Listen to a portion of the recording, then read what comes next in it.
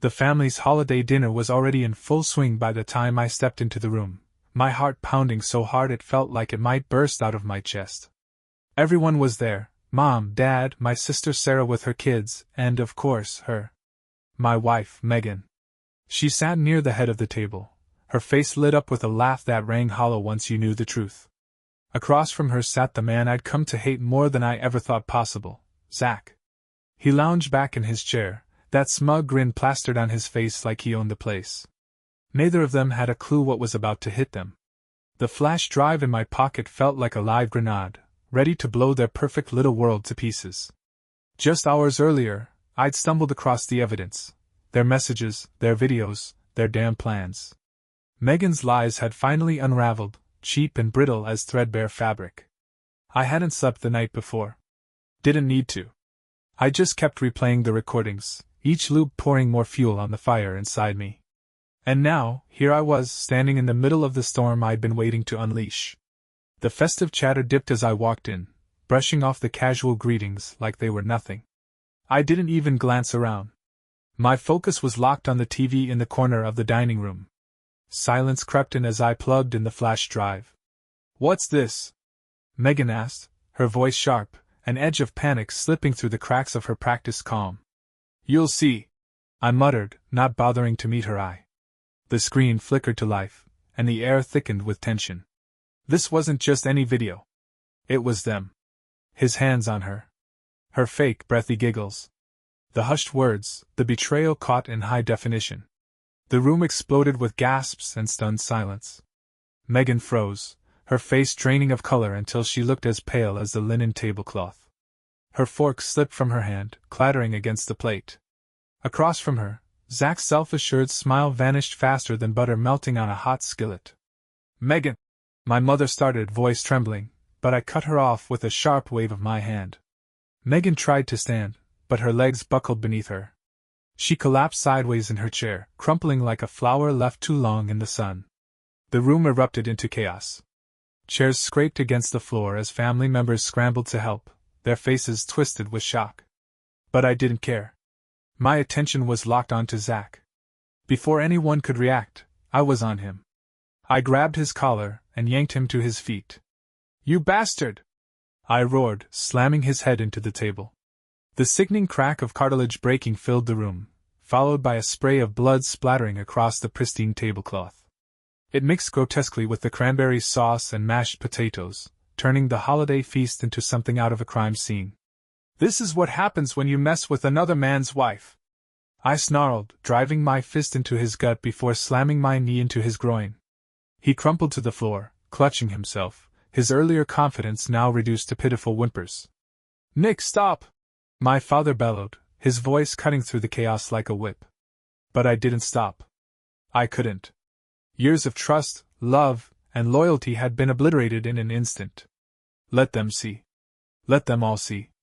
I turned to Megan, who was just starting to come around, mascara streaking her cheeks as she stared at me in horror. "You really thought I wouldn't find out?" I hissed, stepping closer. "How long, Megan? How long have you been lying to me?" The room fell eerily quiet, my words hanging in the air like smoke after a fire. Megan's mouth opened and closed, but no sound came out. The polished, perfect facade she wore so effortlessly had finally crumbled. There was no charming her way out of this one. "Nick, please," she finally stammered, grabbing the edge of the table like it could somehow steady her in the middle of the wreckage. "Don't you dare say please to me!" I snapped, pacing in front of her like a caged animal.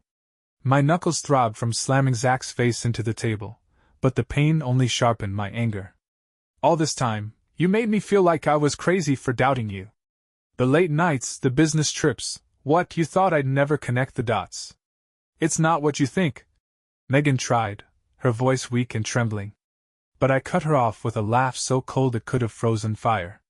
"Not what I think," I barked, jabbing a finger toward the screen, where their betrayal sat paused in unforgiving clarity. "What else could this be, Megan? Are you seriously about to tell me this is Photoshop? That I'm imagining things again? Like you've told me 100 times before?" Her face twisted with desperation. "Nick, I was going to tell you. I swear. I didn't know how. You didn't know how? My voice rose, sharp and raw, the anger I'd been holding back finally breaking loose. You knew how to sneak off to cheap motels. You knew how to lie to my face every single time I asked what was going on. You knew damn well how to betray me, Megan. She shot to her feet, her chair toppling backward with a loud crash. You don't understand. She screamed, tears streaking her face like war paint. You were never home. You stopped caring about me a long time ago. That hit like a slap. The audacity. The sheer gall to flip this around and make me the villain. Oh, so it's my fault now? I snapped, my tone dripping with sarcasm. I worked long hours to give you the life you wanted. The house, the car, the vacations. Everything. And this? I waved at the screen. This is how you thank me? From the floor, Zach groaned, still cradling his bloody nose as he struggled to sit up. I kicked a chair out of the way and loomed over him. Don't even think about it, I growled, my eyes locking with his. He froze, fear widening his pupils like a cornered animal. That's when Sarah, my sister, finally stepped in. Nick, this is madness. She pleaded, voice trembling. We're family. We can't do this here. I whipped around to face her. Oh, we're doing this right here. I shot back, my voice cracking under the weight of everything. Everyone needs to see the truth. I'm done being gaslit. Done being made to feel like the crazy one. Megan's face hardened, the pleading look vanishing like smoke. In its place, cold fury took root. You want the truth, Nick? She snapped, chin lifting defiantly. Fine. Yes. I cheated. I was lonely. And Zach? He was there for me in ways you weren't. He listened. He cared. Something you stopped doing a long time ago. Silence slammed into the room like a freight train. My mother covered her mouth, eyes wide with horror. My father muttered a curse under his breath, shaking his head like he couldn't believe what he'd just heard. I clenched my fist so tightly my nails dug into my palms. So that's your excuse? I hissed, taking a step closer. Megan flinched, backing up like I'd struck her. That I didn't listen enough? That I didn't care enough? My voice dropped, low and dangerous. I gave you everything, Megan. My time. My trust. My loyalty. But apparently, none of that was enough for you. Her eyes glistened with tears, but her expression didn't soften. If anything, it hardened further. You're not perfect, Nick. She shot back, chin quivering. Stop acting like you are. I let out a bitter laugh. Oh, believe me, Megan. I'm far from perfect. I know I'm not perfect. I admitted, my voice low and shaking with fury. But at least I didn't tear our marriage apart for some cheap fling with a two-bit coworker. Coworker? My father blurted out, his face twisting in disbelief. Megan, you've been parading your lover around this family? Right under our noses? Megan's face flushed deep red, but she didn't say a word. She just stood there, silent and exposed. Zach, finally managing to speak through his mangled nose, stammered. It wasn't supposed to happen like this. We never meant to hurt anyone. I let out a bitter laugh, sharp and hollow, the sound bouncing off the walls. Didn't mean to hurt anyone? I echoed, shaking my head.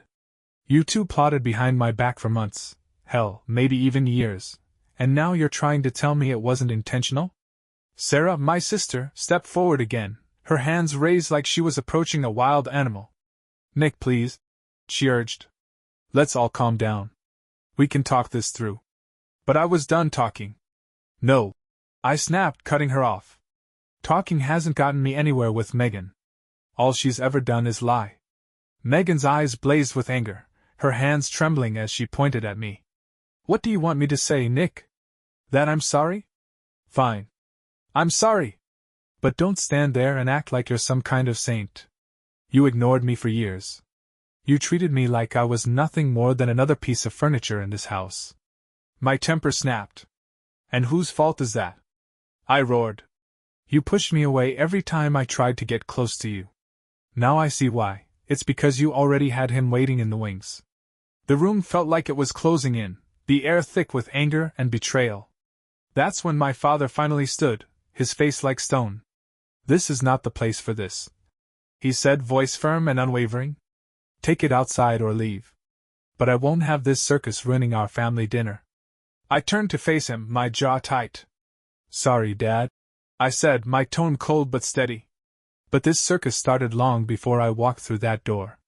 I'm just the one who finally decided to pull back the curtain. Megan collapsed back into her chair, burying her face in her hands. Zach, pale and sweating, dabbed at his bloody nose with a napkin, looking like he wanted to crawl under the table and disappear. But I wasn't finished. Not even close. I grabbed a chair, spun it around, and sat down across from Megan, leaning in until we were eye to eye. You're not walking out of this room without telling me the truth, I said, my voice sharp as a knife. How long has this been going on? Her eyes darted around the room, like she was searching for an escape route. But there wasn't one. Not this time. She finally spoke, her voice barely louder than a breath. 6 months.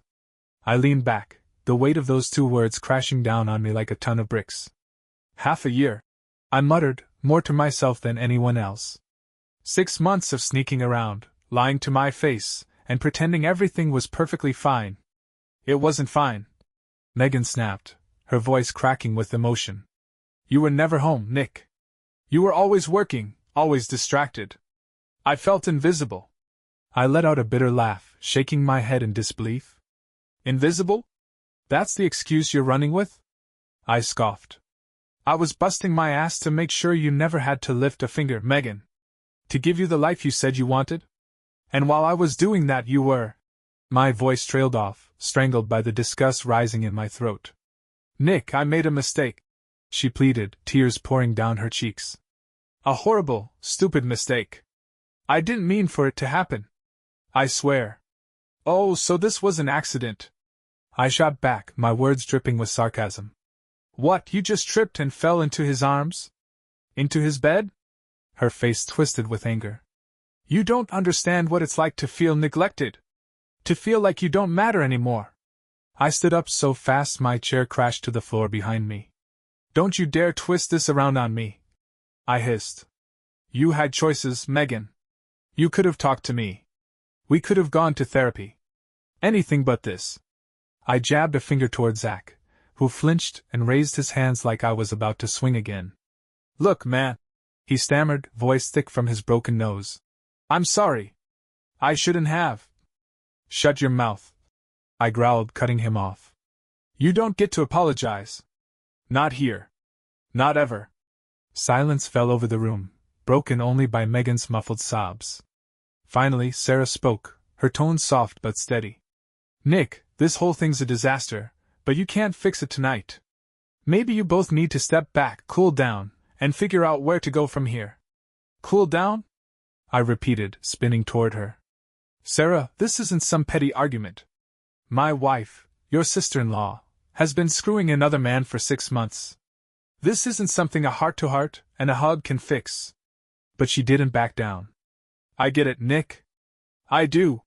But if you keep pushing like this, you're just going to make things worse. Think about what you really want here. What I wanted. That was the million-dollar question, wasn't it? Part of me wanted to throw Megan's things onto the front lawn, slam the door in her face, and never look back. Another part of me wanted to rewind time, to erase the last 24 hours and sink back into the blissful ignorance I hadn't even realized I was living in. I'd been living in a lie, but neither option, leaving Megan behind or pretending this never happened, felt right. I was stuck, frozen in the wreckage of my life. Megan, as if sensing my hesitation, reached for my hand.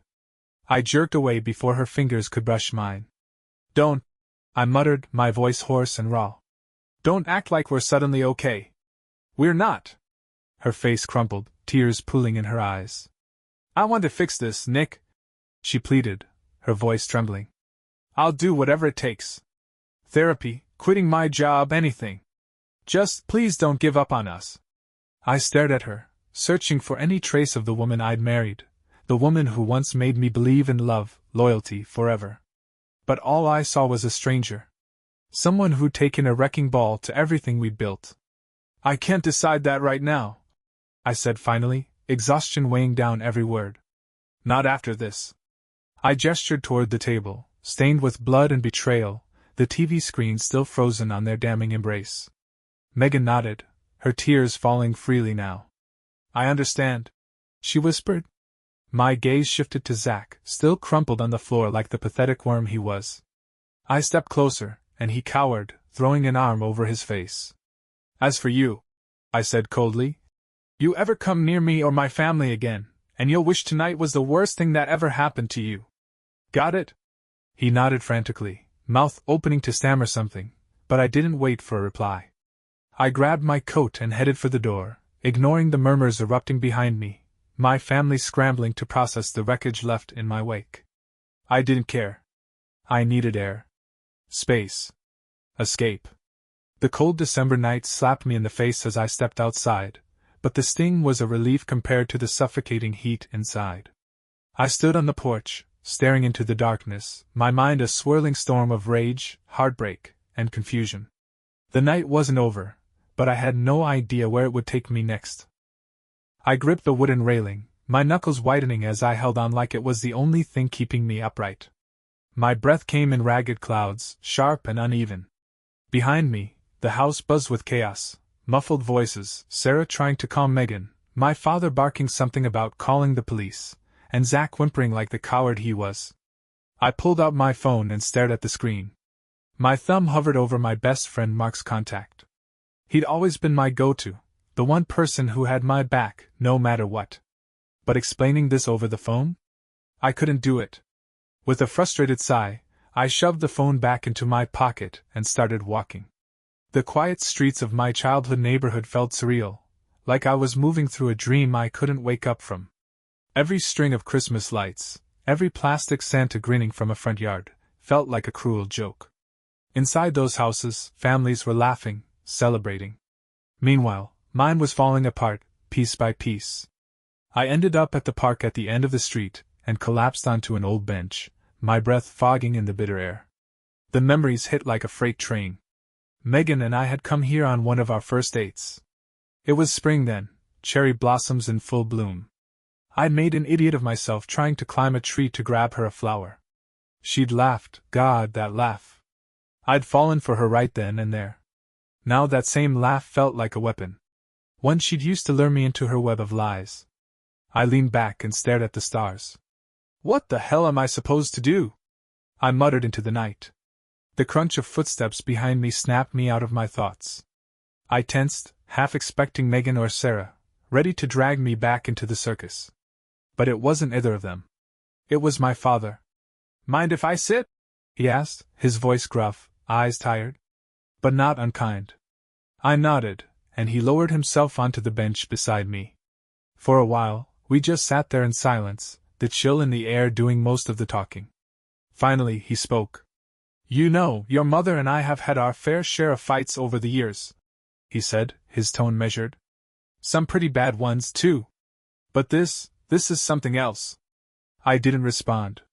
Just stared at the frost-covered grass stretching out in front of me. Megan screwed up, he continued. No doubt about that. And that Zack? I'd like to take a swing at him myself. But what matters now is what you're going to do about it. I let out a bitter laugh. What can I do, Dad? She destroyed everything. How do you come back from that? He sighed, his breath curling into the cold night air. You can't undo what's been done. But you've got choices. You can try to rebuild, if you think there's anything worth saving. Or you can walk away and start over. Start over, I muttered, the words tasting foreign on my tongue. Do you have any idea how much we've built together? The house, the plans, the memories. Dad shook his head, his expression firm. Memories don't mean much if they're built on lies.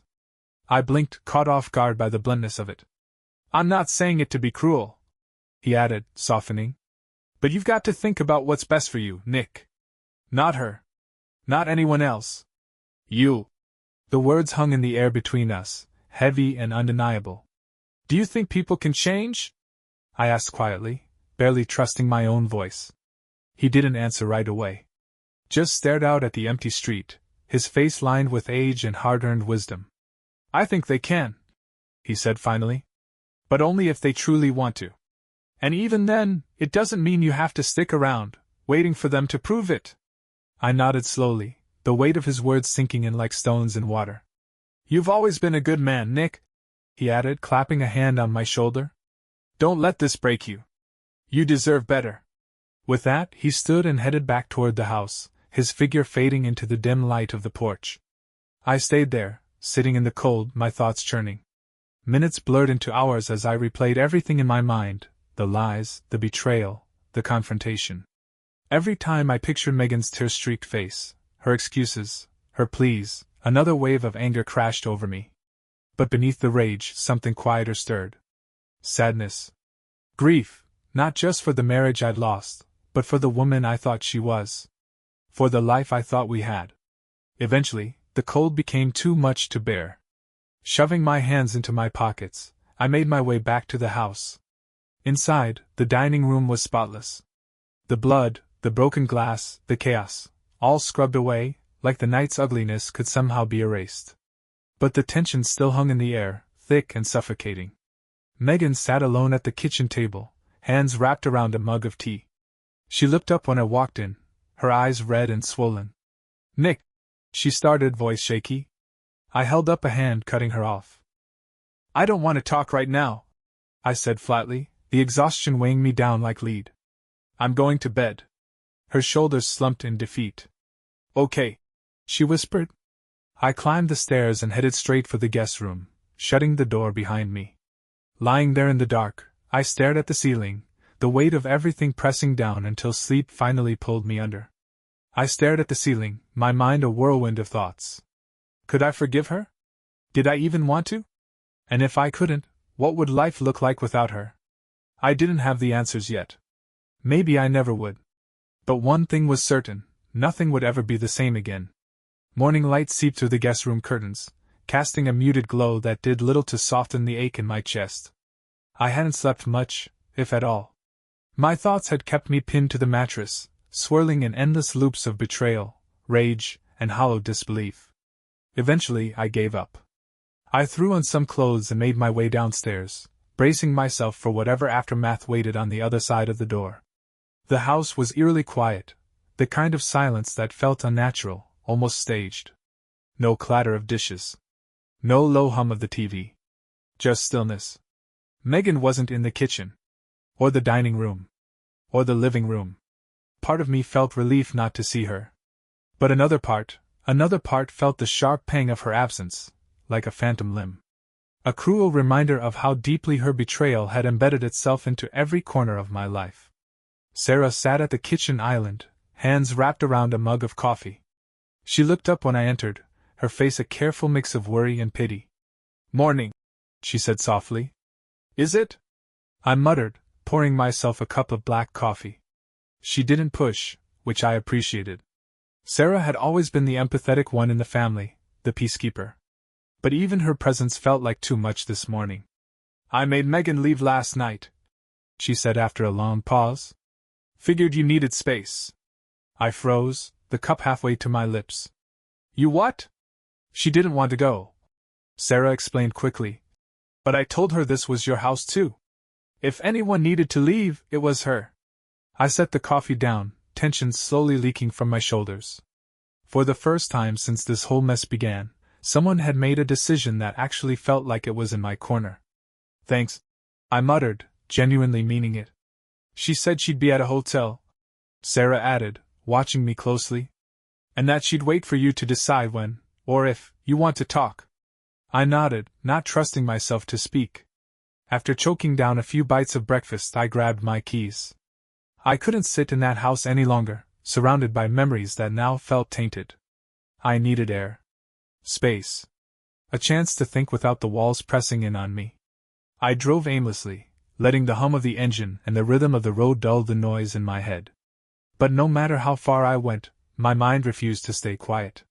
Flashes of the previous night kept invading my thoughts. The damning video, Megan's pale face, Zach's broken nose, the chaos that followed. My grip tightened on the steering wheel, knuckles whitening as another wave of anger threatened to swallow me whole. Eventually, I found myself on the outskirts of town, parked outside a small diner I hadn't been to in years. One of those places where the coffee was always strong, and the waitresses called everyone Han. I slid into a booth in the corner, grateful for the anonymity. A waitress, mid-50s, tired eyes but a kind smile, poured me a cup without asking. "Rough night?" she asked, her tone sympathetic but not prying. "You could say that," I replied with a faint, humorless smile. As I sipped my coffee, I pulled out my phone and stared at the screen. There were texts from Megan. Short, desperate messages I couldn't bring myself to open. "Nick, please talk to me. I'm so sorry. I'll do anything to fix this." My stomach twisted. I locked the screen and shoved the phone back into my pocket. The truth was, I didn't know if I wanted to fix anything. Her betrayal had cut deeper than I'd thought possible, and the idea of trusting her again felt like trying to rebuild a house on a crumbling foundation. I leaned back, staring out the window as the world passed by, wondering how the hell I was supposed to pick up the pieces when everything I thought was solid had turned to dust. I started thinking about the cracks that had been forming in our marriage long before Zach ever entered the picture. Megan wasn't wrong about me being busy. I'd poured myself into work over the past few years, chasing promotions, trying to build the life we'd always talked about. I told myself I was doing it for us.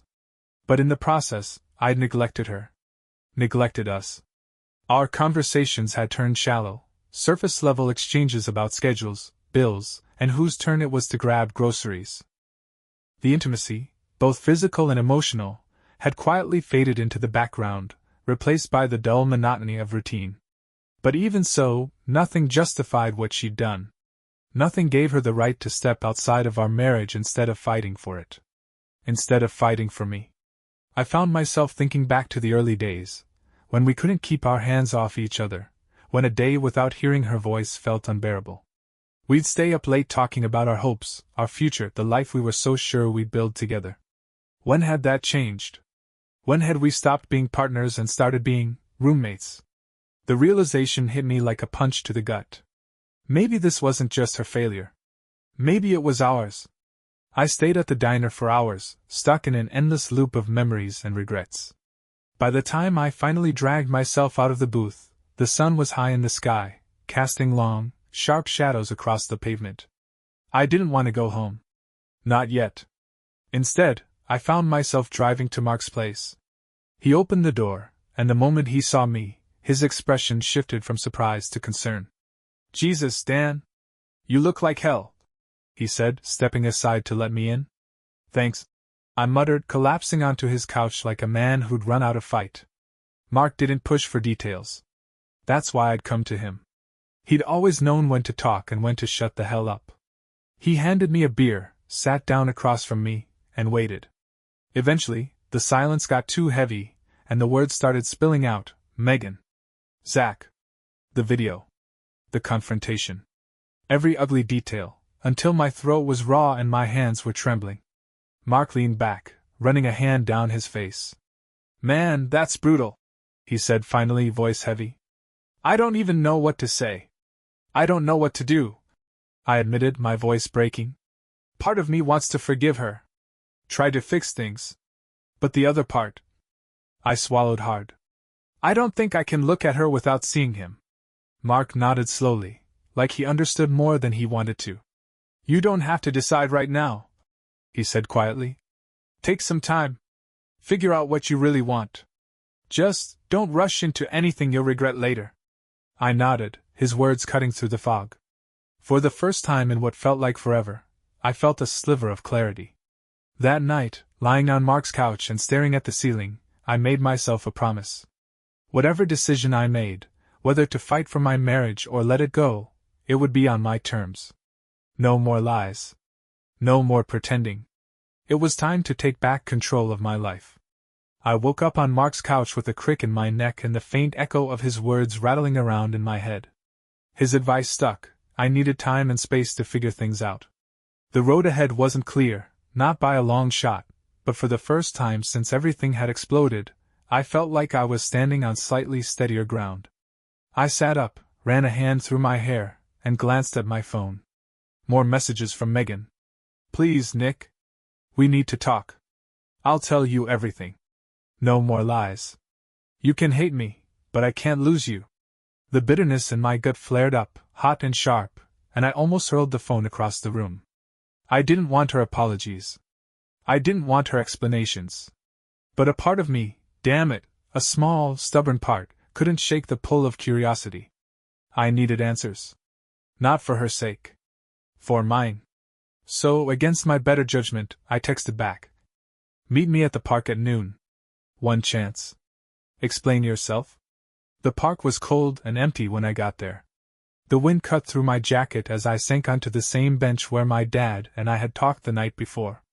I hated how the place still held memories of Megan and me.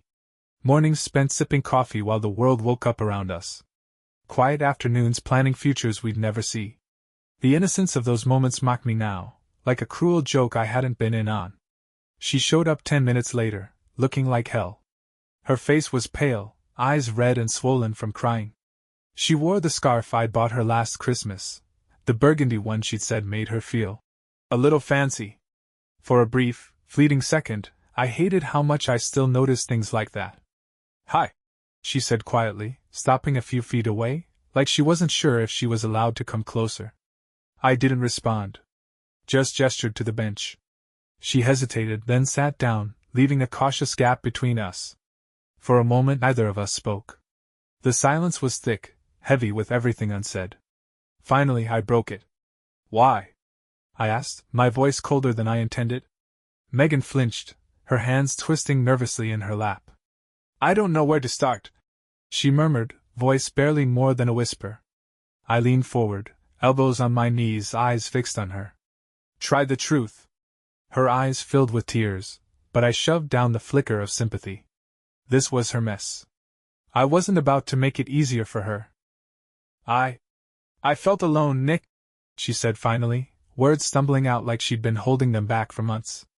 You were always working. Always distracted. It was like I didn't exist anymore. My jaw clenched. That's your excuse? I snapped. I worked my ass off for us, Megan. For our future. And your response was to, what? Jump into bed with the first guy who gave you attention? Her face twisted in pain. It wasn't like that, she cried, voice breaking. It started as just talking. He listened. Made me feel seen. I let out a bitter laugh, shaking my head. Oh, how noble. And when did talking turn into screwing around behind my back? She crumpled, looking away. It was a mistake, she whispered. A terrible, stupid mistake. I stared at her, disbelief boiling into fury.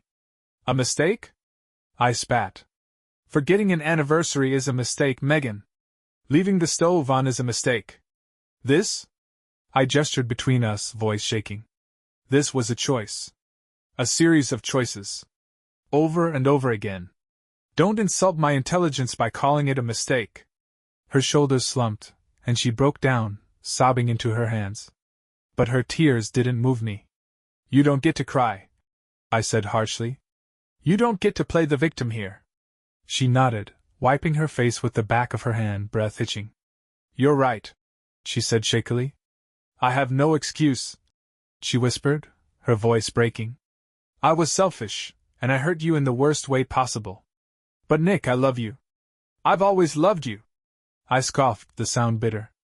Funny way of showing it. I'll do anything to fix this, she pleaded, her voice raw, desperate. Therapy, counseling, whatever you want. Just please, don't give up on us. Her words hung in the air, heavy with desperation. And for the first time, something else crept in beneath the anger, confusion. A small, stupid part of me wanted to believe her. Wanted to reach for the hope that maybe, just maybe, we could somehow rebuild the pieces she'd shattered. But the other part, the louder, angrier part, wasn't ready to forgive. Why him? I asked, my voice low, but laced with disbelief. Out of everyone, why Zach? She hesitated, and when she spoke again, her eyes dropped to her hands. He was convenient, she muttered, almost like it wasn't worth saying. He was just around. It doesn't mean anything, Nick. He doesn't mean anything. Convenient.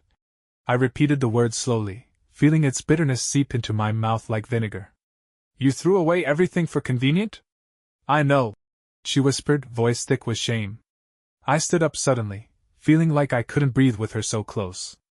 The sight of her, the sound of her voice, it was all too much. I need time, I said, my voice tight, and though I didn't look at her, I could feel her pleading gaze on me. "Don't call me. Don't text me. Just give me time, okay?"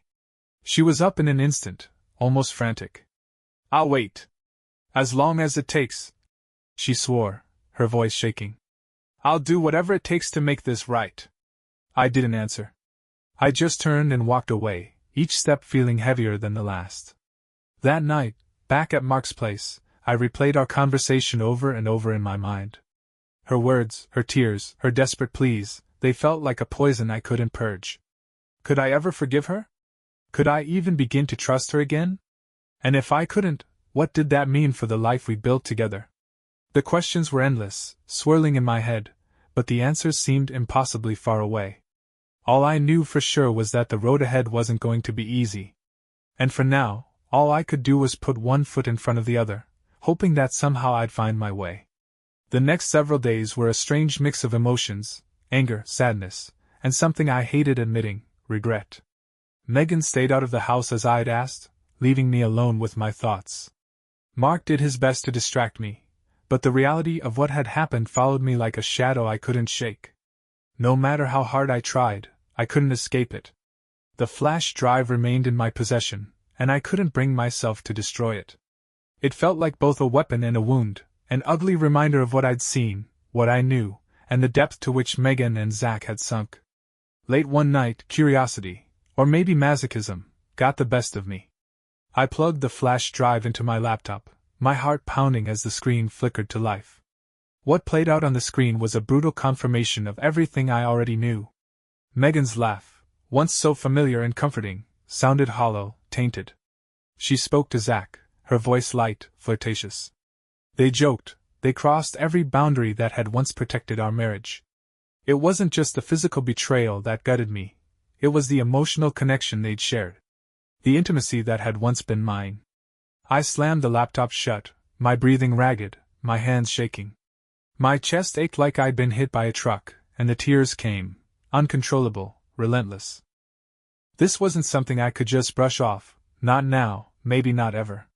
The next morning, I made a decision, no more drowning in my own thoughts, no more replaying the betrayal over and over. It was time to take control. First thing, I called my lawyer, Mark, an old friend who had helped me with a few minor legal issues in the past. He didn't press for details when I told him what had happened. Instead, he just listened, his voice calm and professional, but with an undertone of sympathy. "Nick, you have options," he said after I laid everything out for him. "If you want to go forward with a divorce, we can start the process right away. But if even a small part of you thinks this marriage is worth saving, I'd suggest trying couples counseling first. Either way, the decision is yours." I hesitated, the weight of it all settling on my shoulders. Filing for divorce felt like cutting off a piece of my life and leaving it behind forever. But trying to salvage the marriage? That felt impossible after what I had seen, after what I now knew. "I need time to think," I said at last. "Take all the time you need," Mark replied. "But don't wait too long. The longer you sit with this, the harder it'll be to move forward, no matter what you choose." That afternoon, Sarah showed up unannounced, carrying lunch, probably as a peace offering. She sat with me in the kitchen while I absent-mindedly picked at a sandwich I had no real interest in eating. "How are you holding up?" she asked gently. I shrugged. "Depends on the hour. Sometimes I think I'm okay, like I can actually get through this. Other times..." I trailed off, shaking my head. Sarah nodded, her expression full of understanding. "I can't imagine what this feels like for you, but you're stronger than you think, Nick." "Am I?" I asked, bitterness creeping into my voice. "Because right now, it feels like I'm barely holding it together." "You're allowed to feel that way," she said. "But don't let this break you. You deserve better than this." Her words struck something deep inside me. And for the first time in days, I felt something I hadn't in a long time, determination. That evening, when I returned home, the silence was still there, but it no longer felt suffocating. This time, it felt like the house belonged to me again. Upstairs, I stopped in the doorway of our bedroom. The bed we had shared for years now felt like a monument to her betrayal, and I couldn't bring myself to sleep in it. Instead, I grabbed a few essentials and made my way downstairs to the guest room. As I settled in, my phone buzzed on the nightstand. Another message from Megan. I know you don't want to hear from me, but I'm not giving up on us. Please, just tell me what you need. I stared at the message for what felt like an eternity before finally typing a response. I need time. Megan replied almost instantly. I'll wait as long as it takes. I didn't answer. The next day, I met with Mark in person. He walked me through the legal process of divorce, breaking everything down step by step: the paperwork, the division of assets, the potential for alimony.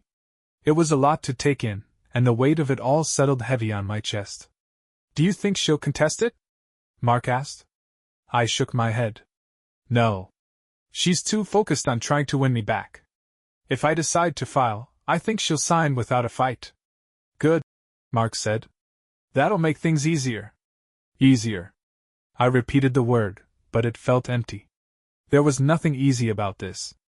On the drive home, my mind drifted back to the life Megan and I had built together. The highs, the lows, the moments that had shaped us as a couple. Was I really ready to throw it all away? I didn't have an answer, and that uncertainty terrified me. When I got home, I found myself sitting in the guest room, staring at the divorce papers Mark had given me. All it would take was a signature, and the process would be set in motion. But I couldn't do it. Not yet. Instead, I slid the papers into a drawer, out of sight, but never out of mind. That night, as I lay awake in the guest room, I made a decision. No one, not Megan, not Zach, not even Mark, was going to dictate how I moved forward. Whether I chose to fight for my marriage or let it go, the choice would be mine and mine alone. For the first time in what felt like forever, I had a sliver of control. And for now, that was enough. 2 weeks passed without a single glimpse of Megan. The house felt like a museum of our life together, each room a gallery of memories, some cherished, some tainted. The divorce papers remained unsigned in the drawer, a silent reminder of the choice I still hadn't made. The days were quieter now. I avoided mutual friends, ignored family calls, and drowned myself in work. But no matter how much I tried to distract myself, one question kept circling my mind. Do I give Megan another chance? Or do I walk away for good? The answer came sooner, and more violently, than I ever expected. It was a Friday evening when a sudden, forceful knock at the door startled me. I wasn't expecting anyone, and for a brief moment, I considered ignoring it. But the knocking didn't stop. It grew louder. More insistent. When I finally opened the door, Zach stood there. His face was bruised, his nose still swollen from our last encounter at the family dinner. You've got some nerve showing up here, I growled, gripping the edge of the door. I need to talk to you, he said, his voice strained. It's about Megan. Get off my porch before I finish what I started. I snapped, already halfway to slamming the door in his face. She's lying to you, he blurted out, his voice trembling. She's been lying to both of us. His words froze me in place. I hesitated, then opened the door a fraction wider, my glare locking onto him. What the hell are you talking about? Zach glanced over his shoulder, as if expecting someone to be watching. When he turned back to me, his eyes were filled with something I didn't expect, genuine fear. She played me, Nick, he said, his voice bitter. Made me think she was leaving you. That we had a future. But now I see, she was just using me. Good for you, I said coldly. You're just now figuring out my wife's a liar? Congratulations. Now get lost. He shook his head. You don't understand. There was something different in his voice now. Something that made the air in the room feel heavier.